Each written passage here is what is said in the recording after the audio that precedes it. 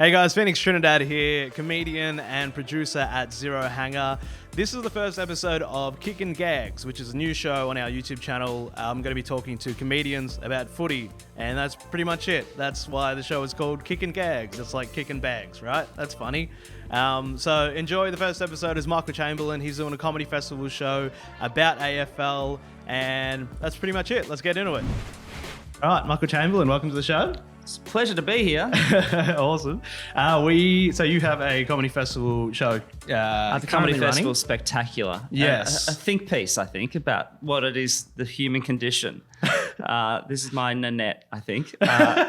It's called Michael Chamberlin's Completely Incomplete History of Australian Rules. Yeah. So it's 50 minutes, an hour of me talking about literally talking about the history of Australian rules, which is I've actually been really enjoying it by the fact that even doing the research, like I read a whole bunch of books and there was stuff I knew, but finding out more stuff has been actually quite fascinating for me, at least. Yeah. Well, that's the thing, because I've never delved into. So obviously I'm a big footy fan as well. Mm-hmm. But I grew up in a country town with a Filipino family, so like I never got that like the history or the legacy of all that Australian rules stuff, and like I vaguely know some things from the past, but like what.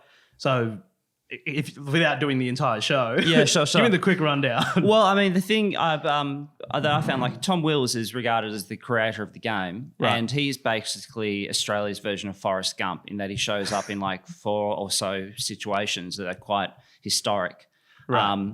Even a small thing that he got shipped off to boarding school when he was 14 to a place called Rugby School in England, and the guy who invented rugby went to rugby school and invented rugby at rugby school. So two people the guy who invented rugby and the guy who invented Australian rules went to the same school.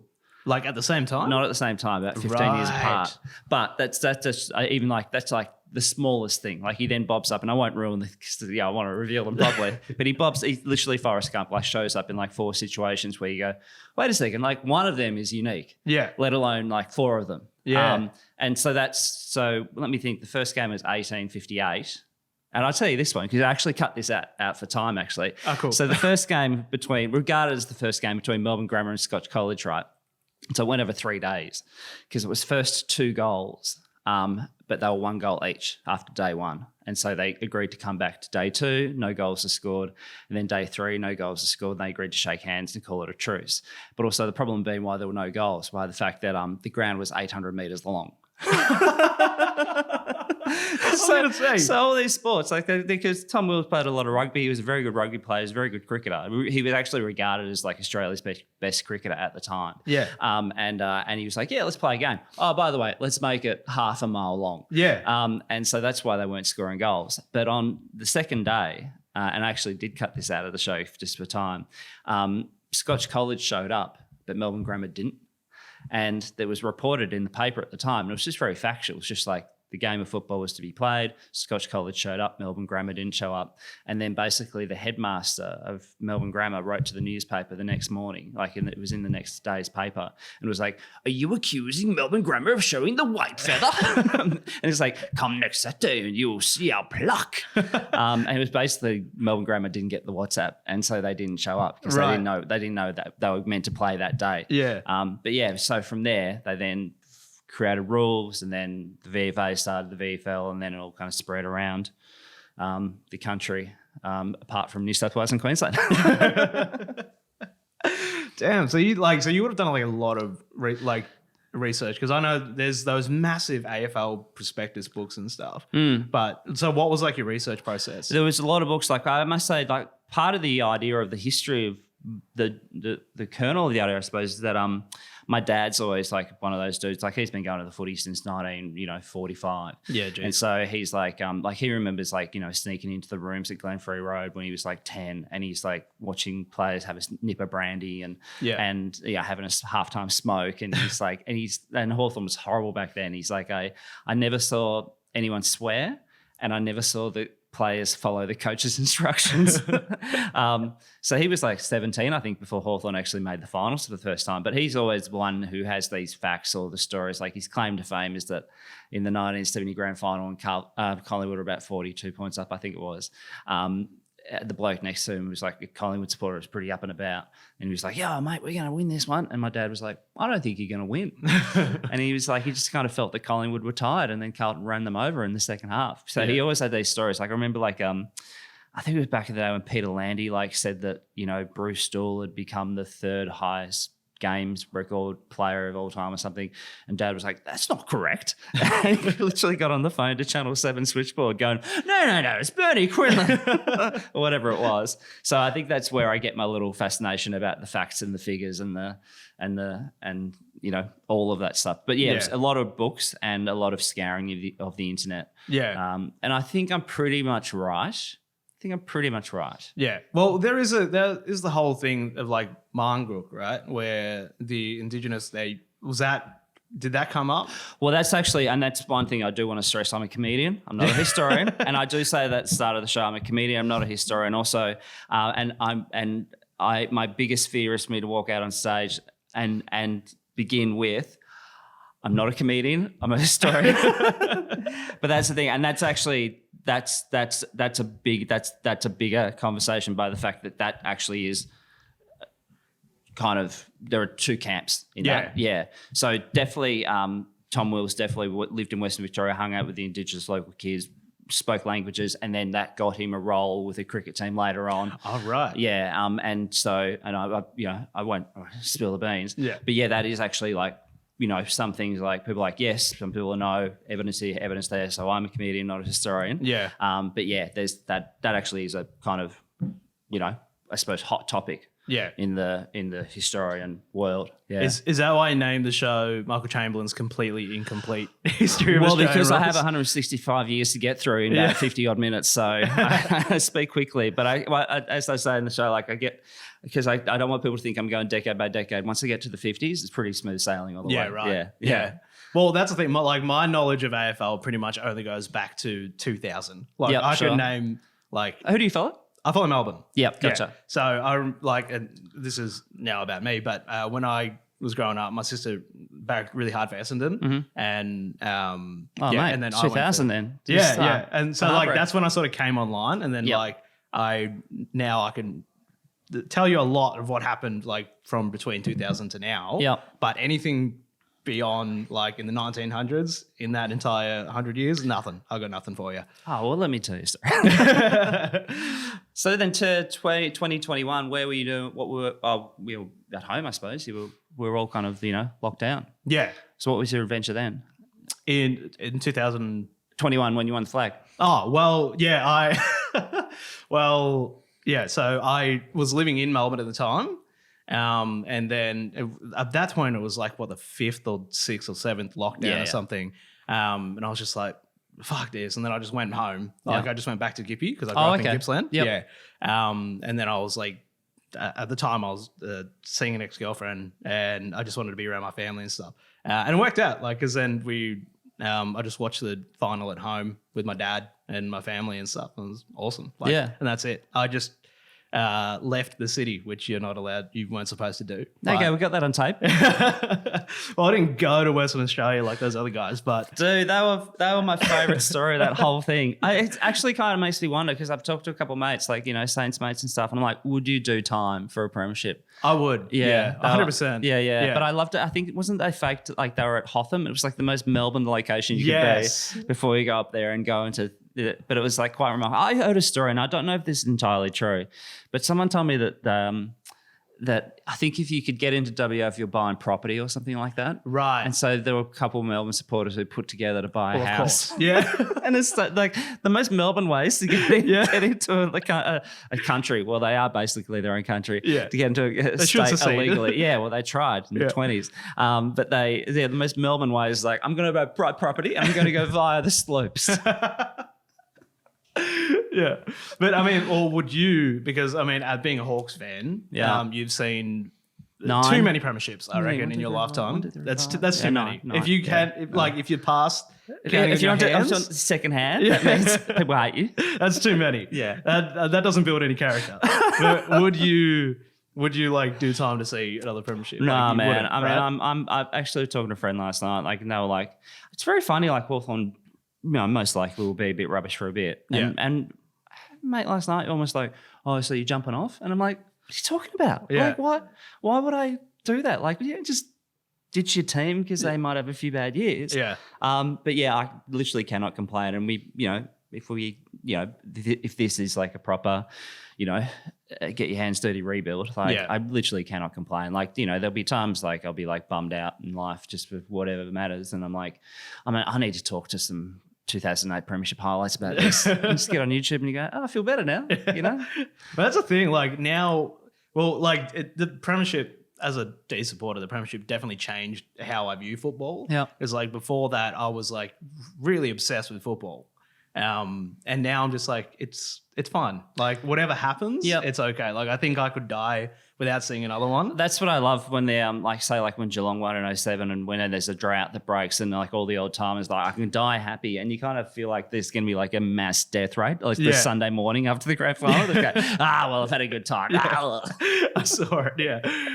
That's genuinely how I feel. And like I know like it is going to be it would be very disappointing if like with the list that we have now to not get another one. Well, last year it was How Far Melbourne by round 10 or whatever, and then you had one fight in a French restaurant. And I actually still have faith in the D's this year by the fact I kind of go, I feel like 2021, wasn't couldn't have been a fluke. No. And then given your forms, given the middle of last year. I think it was, and that's the thing, it was like really just so satisfying to be like undeniably the best team throughout. Like we finished on top of the ladder and then we won the Premiership in like really good fashion. Yeah. So it's like you can never take that away from us. Like we did it. But Richmond in 2018, that's what I'm holding on to the hope is like they got that first Premiership and then Mason Cox destroyed them, which was still probably one of my favourite AFL moments of like all time. And then they went on to win the next two, which I think is a great template. And that's what I'm sort of secretly hoping for. I probably shouldn't have put that out. Now it's not going to happen. I remember going to the 2018 grand final and like the Collingwood cheer squad, I think we're doing a walk from, what's it called now? The Lexus Centre, where they have home base. The Holden Centre previously. Some car, whatever. The place with the running track. Yeah, some expensive car that, no Collingwood fan can afford. But I remember the cheer squad walking along footbridge to get over to the MCG and I was like, I'll have a watch of this. Yeah. And they were chanting USA the whole trip. Yeah. Because that was the whole thing. Mason Cox and the MCG chanting USA. That got a little. I don't know how I feel about that, but like he's genuinely a very fun character to have in the game, and he seems like a really good dude. Like actually, I've listened to like him doing interviews and podcasts and stuff like that. Like he seems like a very entertaining guy. And actually, who was it? There was a footballer because I created a show called the Beep Test on Fox Footy. It's like footy quiz show. Yeah, and I did want to talk about that at some point. Oh, okay. I think it was Ben Dixon actually. And he said he did some kicking coaching with Mason. And he was like, do you want it the easy way or the hard way? How complicated should I do this? And Mason's like, well, I can take apart the engine of a 747, put it back together. And he's like, okay, you're getting the hard way. Wait, what? He's like an engineer, like, wow. But also on top of that, like he was a soccer player, like when he went to college. And the reason why he played basketball was by the fact there was a rather tall, the women's team were playing like a rather tall, like 6'8" woman. Right. And so they were like, that's not common. So let's get a tall man in to kind of practice against him. And so they got Mason to come in, who's like 7 foot or whatever. And then the coach of the basketball team, like, why isn't that guy playing basketball? Yeah. And so they took him out of soccer and got him into basketball. Yeah. Also, how have we not noticed that guy I know, before? the guy who's bumping his head when he walks through a door. Like so he was initially a soccer player. So, Was he a goalkeeper? Because I can't imagine like being that tall really helps you in. I think I only help you with a header. Yeah. I think isn't the thing in soccer, it's like big man, good feet or something. And I suppose they are there for the header, I suppose, but also here's me showing no knowledge whatsoever. But I imagine the idea, like the bigger you are, the more uncoordinated you're supposed to be, I suppose. Yeah. I mean, he could probably cover a soccer pitch in like 3 strides. So you'd imagine. I guess there is. Yeah. I guess so.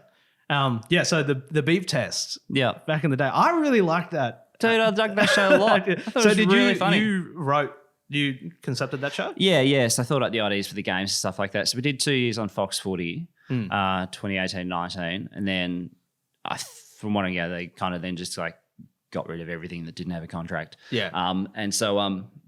But no, it was really cool. It was kind of fun. And actually that also delves a little bit into the comedy festival show by the fact, because I was finding clips and doing research and, finding the stuff that, people look over my shoulder and be like, why are you watching a 1973, Carlton Geelong game? Yeah. But just trying to find the weird and wonderful things in the clips of, from YouTube and all the old ads or Paul Roos doing a photo shoot for the Man of All Seasons calendar and all that kind of stuff. So my YouTube algorithm was just like, do you want the weirdest football footage in the entire world? So we did that for 2 years, and then it was really fun. I really enjoyed it actually. It was a show I laughed at. I generally don't laugh a great deal, so I was like, oh, that must be good. I think because you had like players and stuff come in as contestants and that. Like, did you have any weird? Like, who was sort of the weirdest contestant that you would have had on the show? Actually, one contestant I probably shouldn't bring up. But the best one, actually, I think was Jared and Robbo. So we had a 360 episode. Oh, my God. I was like watching a married couple kind of I have not seen this episode. And I think it was the final. I think it was the final ep of the first season. But it was Jared and Robbo.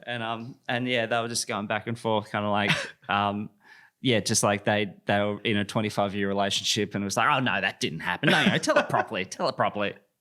So that's exactly funny. what I imagine happens between... I mean, it happens on air too, but I imagine that's exactly how it is like between breaks. When I went into the first... Because my dream back in the... Like, it's a few years ago, but like if I could finish work, get home at like 7:25, put on dinner, put in my crappy tracksuit pants and stuff, and then sit down and watch 360, I was like, that's a good day. That's the life. Yeah. and I remember when I went and pitched the beep test to the boss of Fox Footy, and he took me around the studios. And I don't know if you've been to the Fox Footy studios, but it's like it's a bit like Night in the Museum where like the footballers are walking around, they're real people. Like they come alive and you go, oh my God, that's Jonathan Brown. He's walking and talking. Like it's amazing. And so he took me around the studios and he opened up the door to AFL 360 studio, and I felt like I need to genuflect or something. Like you feel this kind of angel kind of like kind of as the door opened, because I was like, it's like I want to go to that. Like it was like this magical place. Did you get to like sit in the seat? And actually, that's something I never did. Actually, sit in the actual seat. I should have done that. I should have gone in there and just kind of claimed my place. Yeah, taken out a Marlboro like Robbo, christened it. Oh man, I definitely need to do that.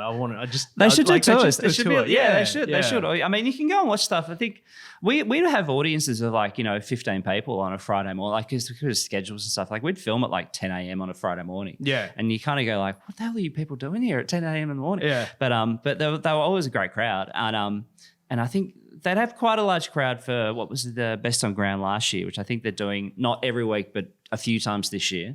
But right. But so it's actually a really kind of interesting place by the fact, people are walking around and also you've got like, I mean, a bloke who lives in Sydney, I'm desperate for people to talk football with. So I'm just like, you go into Sydney, it's just like, oh, what about footy? And they're like, what? Yeah. And then I try getting like, what about NRL? Yeah. And they're like, I don't follow it. I'm like, what do you do then? It is weird. Like, so when you meet like AFL players and stuff, do you still get nervous? You get like starstruck? I'm actually still amazed how big they are. Yeah. Like it's been like, whatever, how many times you kind of meet footballers or whatever. But like, but I still kind of, every time I'm surprised, I'm like, wow. Like, even actually the other day, I do a podcast with my friend Adam Rosenbach's, and we went down to the Fox Footy season launch. Yeah. And to do some interviews there. And we talked to Jamara. Yes. And he was way bigger than I thought he was. Yes. I was like, dude, are you that big? Yeah. Like, and he was like, yeah, everyone always thinks I'm, smaller than I am. I don't know why. But yeah, like even, the quote unquote little fella is 6 foot tall. Well, that's exactly what happened to me, because I went down to the AFL 23, the video game launch. Oh, okay. And I did like a couple of interviews with players there. Yeah. I talked to Jamara. Yeah. And it was just embarrassing being next to him because I'm like 5'5". Yeah, sure. And he just like towered over me. I couldn't even fit him in frame. Like if you go back and look at that video on Zero Hanger, he's just out of like, got his head chopped off. Yeah, yeah. But then like Jack Varney, I was standing next to Jack Varney and talking to him. And for some reason, I think because like he got drafted when I I think the same year that I graduated high school, and we were like the same age and stuff.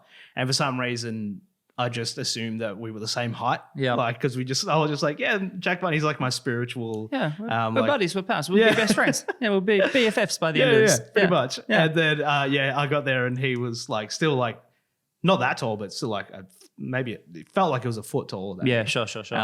But yeah, I don't really get as starstruck anymore because I feel like I've met enough. But there are some guys that like when Christian Petrarca walked in, I was just like, I wasn't looking directly at him, but I just felt his presence come down the stairs. And I was like, oh, I tell you what, I did, this is like last year sometime, and I landed at Melbourne Airport and I went to get my luggage and the Melbourne Storm were there. Right. So I think they played in Queensland the night before, I think. Okay. And one thing that struck me, you know, having been around footballers and kind of going like, wow, you're bigger. These dudes were terrifying. Yeah. Like they were intimidating. Like they were big. And because they don't have to have the cardio, like they were solid. Yes. And I was like, I couldn't fathom that running at me. Yeah. Like they were like genuinely intimidating dudes. I was like, whoa. Like, and not that they were looking at me and they were going to start, you know, smashing me in the baggage collection. But I was like, wow, that is actually terrifying to be that big and strong. Yeah. For you, who is that player that like maybe you've met or you've been around that like you really got starstruck? Because for me, it's obviously Christian Petrarca. Yeah, sure. Well, I mean, my childhood idol was Dermot Brereton, right? Right. Yeah, so I talk about this in the show. Like he was my idol, and then I got a bit older and I learned about his exploits off the field, and he became an adulthood idol as well. And we actually got to do a quick chat with him on the podcast at Fox Footy with Dermy. He came in, like just by the fact he was in the building, and the publicist Saffron was like, do you want to come and have a chat? And we're like, yeah, cool. And so we did like a quick fight, 5-10 minutes with him. Yeah. And I was actually surprised. I was like, I didn't tell him that. I didn't like, oh my God, I love you. But that was like one thing I found funny. I was like, Derm, we should get you back to do, debrief of your career, 4-hour debrief. And he's gone, you're going to need more than 4 hours, mate. But he would be one, actually. You could do the kind of Dermy Chronicles and go through his whole journey. Yeah. Because there's a lot of stories there, hey? He seems like he just has endless stories. Yeah. But I mean, that one makes sense. But for me, having Petrarca is like that dude is younger than me. Yeah. I still have that thing. And it was really apparent when I was like when I interview players, it's like, they're all younger than me, but I look up to them. Yeah, sure. It's really weird to have a role model. No, you're right. Some of you go like, oh, you're a baby. Yeah. You're a baby. I mean, I'm an old man, but you're talking to a 20-year-old and you go, you're making, possibly making, 600 grand a year. But it's like, oh, you're a child. Yeah. I want to breastfeed you or something, you know? Yeah, and I don't, because they're all young and they're now they're all on TikTok and stuff, and I'm just like, so that's very far removed from what I'm used to. No, you're right. Well, my nieces, they know a lot of footballers from TikTok. Yeah. Particularly Bailey Smith. Yes. And they were calling him, is he like Baz or something? Baz Linker. Yeah, gotcha. So I don't actually even know if they knew his name was Bailey Smith, or they maybe had an idea, but they knew Baz something. Yeah. Yeah. Well, that's the whole new sort of vibe of the AFL now. It's like it's very character based, which it always has been. Mm-hmm. But that's just how people consume it now. If you go on TikTok after a game, it's all just weird highlights and memes and a lot of stuff that I don't seem to understand. There's all these running jokes and stuff that I'm just like, I have no idea what is happening here. Yeah. I like it, but it's just like bright colors in your face and stuff. But yeah. I mean, I suppose it's a blessing and a curse by the fact that the previous years where people didn't have phones and couldn't take videos of stuff. But I suppose also with the social media that there is a greater outreach and you can then, profit off that, or create an image that can serve you longer. Yeah. I mean, I not to bring up Petrarca again, but he you're obsessed with him. I love him. How could you not? Do you go to Cash Converters all the time just because Petrarca did the ad? No, I trust Cash Converters as a brand now. I never used to, but since he started doing those PS5 ads. This is a brand new TV that has just been taken out of the box. Yeah. Also, who's putting a PS5 at Cash Converters? But what are we talking about? So TikTok. So he has his own food TikTok. That's what he does. Kind of cooking up. Yeah, he just does recipes and stuff on TikTok, which I think is really interesting. But if you and I think I think maybe there was an interview with Gorney or something last week. But if he did that like 10 years ago, he wouldn't be allowed back at the club. Yeah, sure. And it's just such a different generation. And I'm turning 30 at the end of this year. And now I'm like, I reckon I'm getting into that nostalgia part of footy, because a lot of footy is like nostalgia based. Like, you know, everybody talks about like how footy was the back best in the day. Yeah. And I reckon I have to convert to that, because like back in my day, like players would never be on TikTok or anything like that. But my dad would talk about, he'd say back in the day it was horrible by the fact there was no 15-metre penalty. So like he said, someone would mark it and someone grab it out of their hands and throw it away, and then someone else throw it away. And the umpires would be like, come on, give it back, give it back. And he said, it's just horrible. It's kind of, and also they're playing on crappy grounds and stuff like that. I mean, you know, but yeah, so his reminiscence of back in the day is a bit more like, that was rubbish. Oh, it's really? much better now. Yeah. So I don't hear much of that. I do like now, like you always hear about how like the main thing is that it used to be more violent back in the day, and for some reason that was better. But, yeah. I mean, well, Dipper's made a career out of that. Exactly. I mean, I don't actually know if Dipper works. Like Dipper's job is to be Dipper, you know?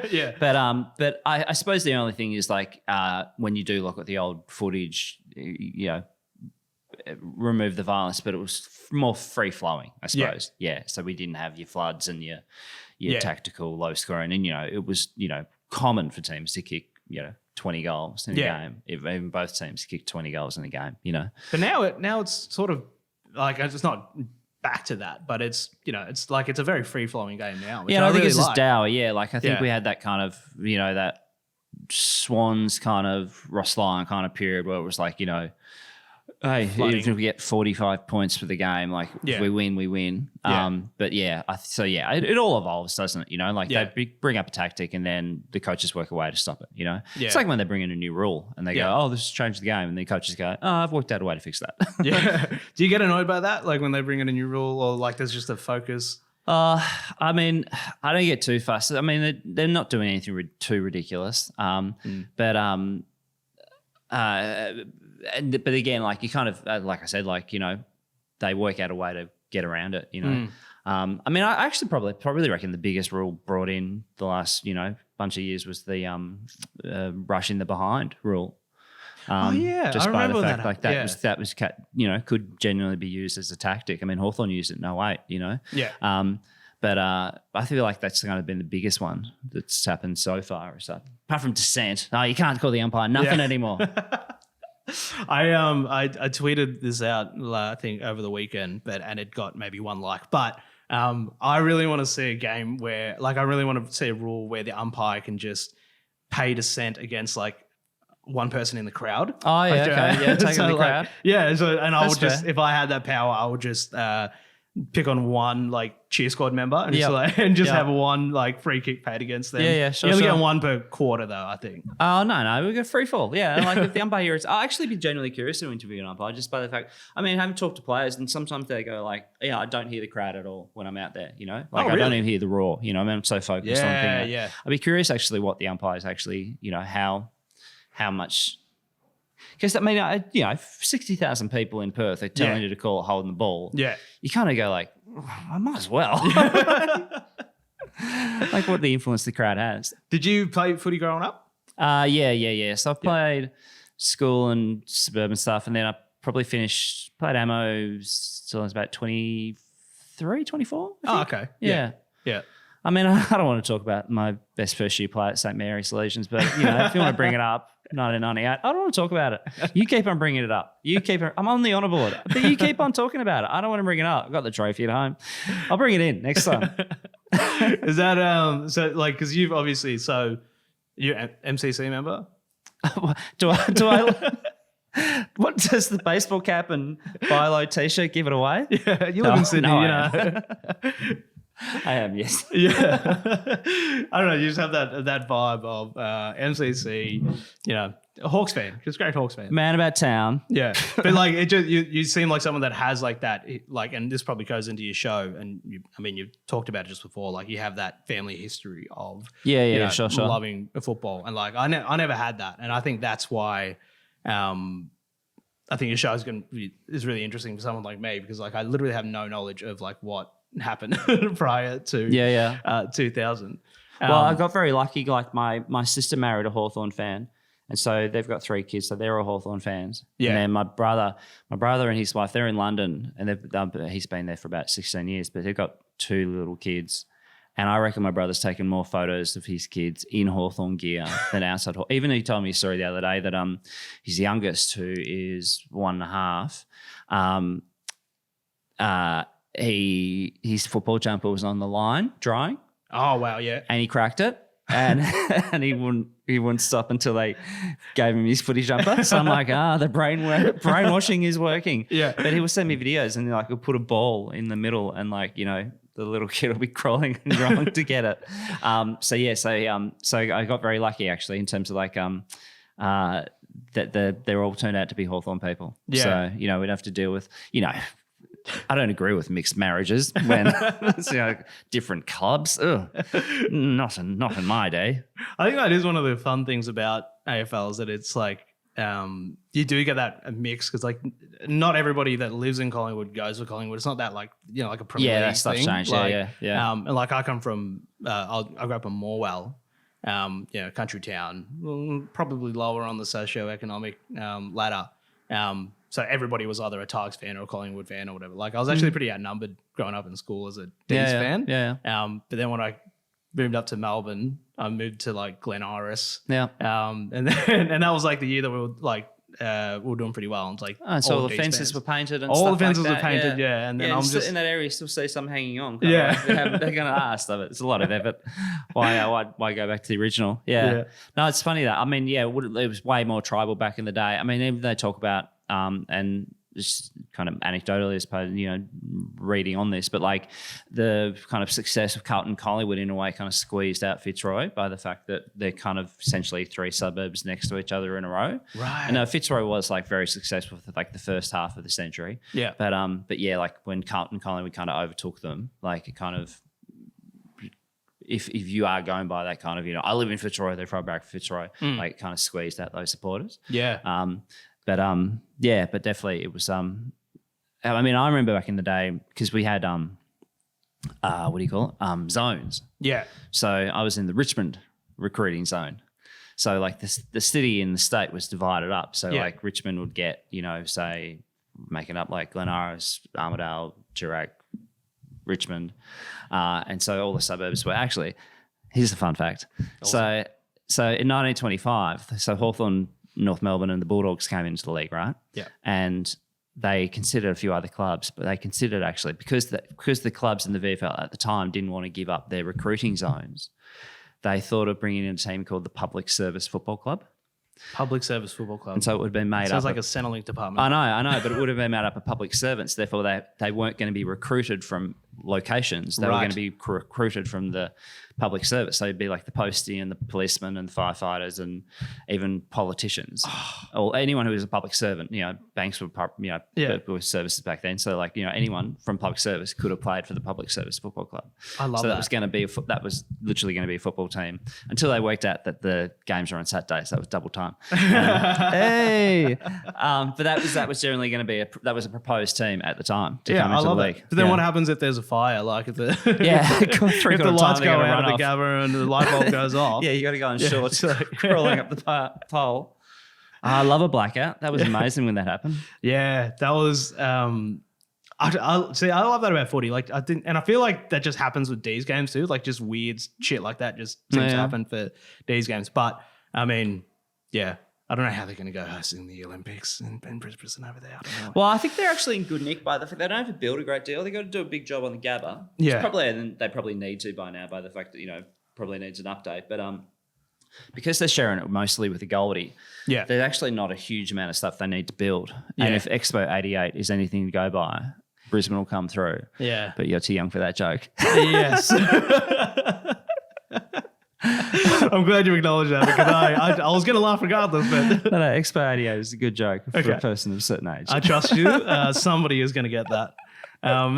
Hey, people will also know you from Junktime AFL Podcast, right? Mm-hmm. I think that's like how long have you been doing that? Because I remember that was like one of the first AFL podcasts that AFL comedy. It's actually our 10th year this year. Yeah, right. Yeah, Congrats. Didn't realize that. I think we did our 350th 50th episode just the other week. But yeah, no, it's been going for a long, long time. I think the first week we did it was the first time the Giants beat the Swans, and they actually went off the ground that game for a lightning strike. Yeah. And so we've been doing it ever since then. So we do every week of the year, and then we kind of bob in like maybe once every month or 6 weeks during the off season to kind of because there's always footballers doing stupid things. Yeah. It's good fun. You know, there's always a French restaurant dust up. Yeah. That we can talk about. But yeah, so we don't analyze the game as such. We're not talking about inside 50s. Yeah. Like our wheelhouse is more say like the Freo player a few years ago who dropped his pants in a kebab shop and then realized someone was filming him and so went out and punched him. Yeah. So that's our sophisticated take. Yeah. It's a good model. Yeah, and I think you may have brought it up on the show a while back. Like I was pissing myself laughing at the idea that like the entire time that you've been doing that podcast, Carlton has not made the finals. And Rosie, I don't think I knew that. I think it was 2013 when they made the finals because Essendon got suspended. Yes, they got pushed to 9th, and so they beat Carlton in that first. Yeah. And I think Rose talked about that was like the most amazing game ever. Yeah. I think they came back from like 5 goals down. But yeah, I think actually Rosie put out a tweet last year something like it was the first time Carlton had been in the 8 like the whole time. It was like round 2 or something. Yeah. And then obviously we had the magical experience of last year, round 23. That was achingly painful for Carlton supporters, but incredible, absolutely hilarious for me. And I remember watching. I was heading back to Sydney, and because I'm doing very well, I was on the Sky bus watching it on my phone, and there were literally all these people around me watching on their phone as well, and keeping updated and stuff. And then I watched the final minute or so out the front of the Michelin-starred restaurant, the AFL Kitchen and Bar, on the screen there, and there was literally a gang of like 50 people watching it. Yeah. And then the siren went, and we all kind of went our ways. But it was like the most heartbreaking, but hilarious. What an incredible time! Yeah. End of the season. It was amazing. As a D's fan too, because like the week before the Collingwood game was the D's Carlton. And when Cozzy kicked that goal in like last minute. For me, like I feel like we've been on the other end of that type of game for like the longest time. So it's just so satisfying to be the person, like the team that breaks hearts. Because I've just never really experienced that. And that means I should probably have some empathy for Carlton fans when that happens, but it didn't happen. I was just so satisfied. Well, I mean, there's so many. I mean, actually, it's coming up this Monday, but the Easter Monday Hawthorn Geelong games, like like for years and years and years, are always classics. And I'm trying to think, should I say? I'll say it. But I was working last year on Easter Monday, and my brother was actually out and his wife were out from London and had brought their kids out, and they were COVID babies, so we hadn't seen them before. Oh wow, yeah. And so I may have told work that on Easter Monday, and it was fine, it was just a day work. I may have told work that I had a very important family function with my brother and sister-in-law and their 2 kids, and it just happened that family function was at the MCG. I mean, we've all done it. It was pre-production. It was all right. No one got hurt. It's Easter Monday. Anyway. Hey, that's probably our time, Chambo. So thank you so much for coming in. Let's do one more plug for your show. So Michael Chamberlin's Completely Incomplete History of Australian Rules. It's at 4 p.m. at the Coopers Inn Hotel in Exhibition Street in Melbourne. And tickets can be found at trybooking.com or comedyfestival.com.au. And did I say 4 p.m.? Next 3 Saturdays. Yes. But it's a lot of fun tales about the history. And don't I get stuck into Jock McHale. You know what you did, Jock McHale, in 1930 and 1938. You know what you did, mate. You can't defame the dead. Oh, no. Yeah, good. Nice. You're safe. Thanks for coming in. Thanks, man. All right. Cheers. See you, folks. Thanks, guys. What an amazing, incredible, inspiring episode of Kickin Gags. Thank you for watching. If you enjoyed it, please subscribe to the YouTube channel or, follow us on all the socials and all that sweet stuff that really helps with everything that we do. And you can always catch the latest AFL news at zerohanger.com.au. I've been Phoenix Trinidad. Good night. Goodbye. See you later.